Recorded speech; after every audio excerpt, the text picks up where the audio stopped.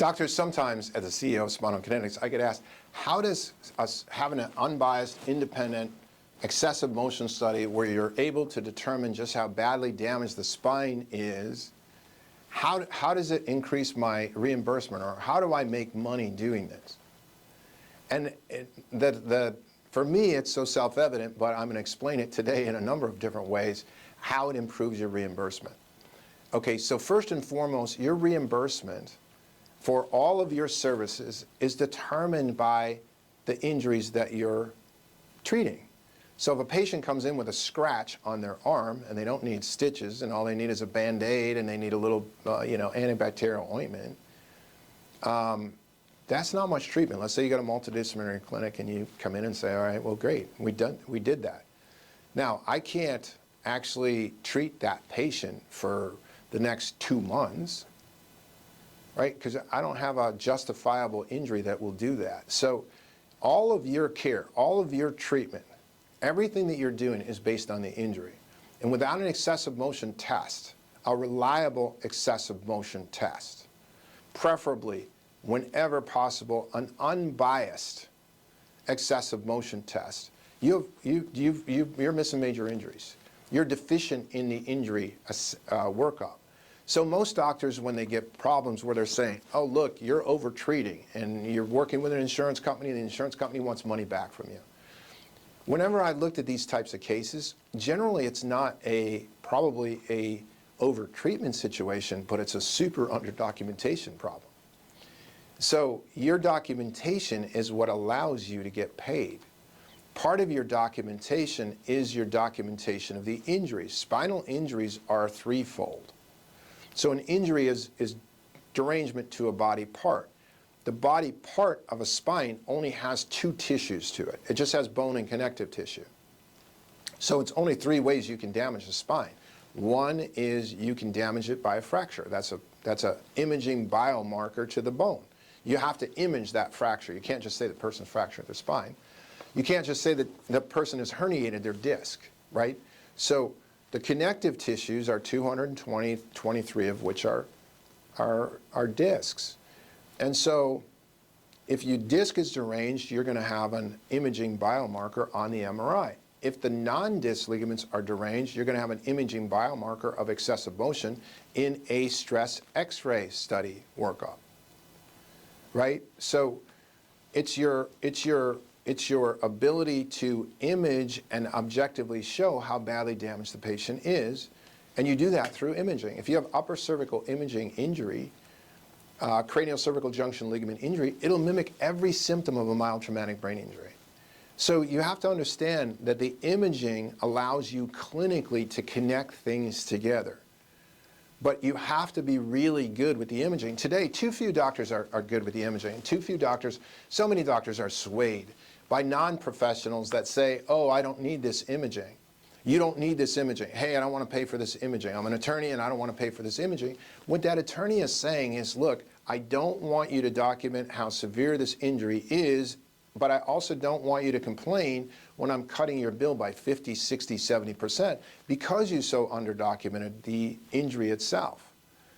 So how Spinal Kinetics assists with the injury documentation is it elevates the actual assessment and the provider's assessment. Now, the providers that understand this don't have nearly the problem in the personal injury market with reimbursement because they know what they're doing with the procedures. If you're just doing procedures and you're not even sure why you're doing the procedures, you should have a reimbursement problem.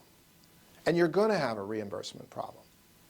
So for many providers today who are in the injury space, you're being taught to minimize the workup itself, the spinal injury workup itself.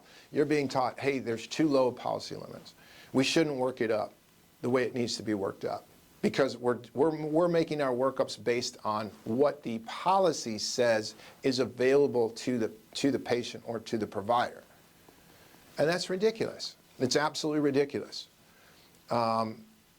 But that's what's going on in the market. So reimbursement-wise, we have clinics that come in with us, and we've seriously reduced down We don't. They reduce down because they understand what they're doing with us. They reduce down their reimbursement issues.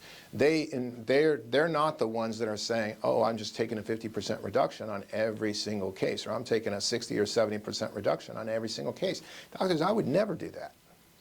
I had a private practice for 17 years. I would say our injury collection rate and our overall collection rate was probably 95% or above. What we billed, 95% or above, we collected. So you have to understand what it is that you're doing with the testing. And for those of you that are not sure on that, or you're not sure, so as an example, let's say the group, let's just do some numbers. Okay, let's say a group is doing $10 million worth of injury work a year, and let's say they're taking a 60% reduction. It's not uncommon, right? So they're doing $4 million in collection, they're doing $10 million in services, $4 million in collection. Okay, well, what if that 10%, what if it improved just 10%? What if you'd said, I'm doing $10 million worth of services, and this year, because of the testing and the things that we're doing and understanding what we're doing, we took a 50% reduction, right? That would be worth another $1 million to that clinic. Or let's say it's even better. We took a 40% reduction or a 30% reduction. You get the idea. So it's not just on the front end, but it's on the back end where reimbursement is improved because you're basically showing how damaged the patient is. And anybody that's not is being taught to minimize themselves and their profession. So at Spinal Kinetics, my main goal as the person that contrived the system that we use and helped to develop the AI that we use, and why I do all of this is to standardize spinal injury workups. Now, to standardize spinal injury workups so that the chronicity rates reduce down, so the treatment innovators can treatment innovate. On a spinal injuries are simple. There's only 3 ways to damage it: fractures, excessive motion, or disc herniation, and combinations thereof, which you have to know what the combinations thereof and how they interrelate. How does an excessive motion relate to a disc herniation? Why is it important to have it? And why, if you don't have an excessive motion study with a disc herniation, or you don't have damage to the support ligaments, is the disc considered basically a pre-existing condition? All of that you have to know in order to improve your reimbursement, right? You have to know what you're doing and why you're doing it and why it's so important, and then you have to maintain that because you have people that don't understand what you do, that don't think what you're doing is important. And so when you minimize that and agree with that, it comes with denials and reimbursement loss. So that's how Spinal Kinetics helps you. We help by elevating the testing procedures and elevating the injury understanding in the market, and therefore we help to elevate you. So if you don't have an account with us, I highly recommend call us, set up an account. We have materials. If you don't know how to interpret a report, we have great materials. We have online short little training program, 45-minute training program. I highly recommend you contact us. We have a lot of resources, and we're definitely willing to help, and we can definitely long-term assist you. Now, we're not going to consult you. We're going to assist you through better imaging to get better reimbursements.